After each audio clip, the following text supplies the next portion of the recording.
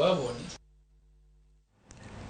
Jatend kweth manoke od bura mamalo Opiyo Wandayi elo jotelo mawuok e alwora mipidhe Niang' Nyanza okoni ok gibi yie ni mondo tend Kenya Kwanza oti arietha kod kembe rego sukari malwora ma Kenya ma imbo ka gikoni gibiro kedo nyaka giyud ratiro.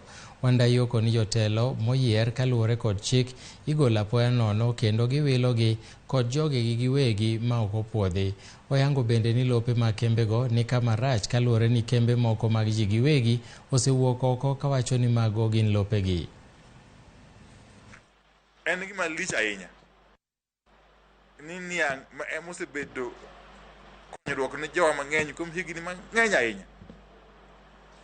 Sani koro wachne inyalo tiek mana e yo machalo kama endi. To jowa ma joluo manie sirikal mar Kenya Kwanza ni to ling' aling'a. To inego jowa.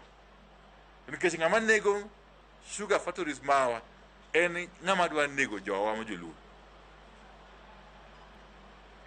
To yaot joluo gi nyi joluo manie sirikal mar Kenya Kwanza to ling' aling'a.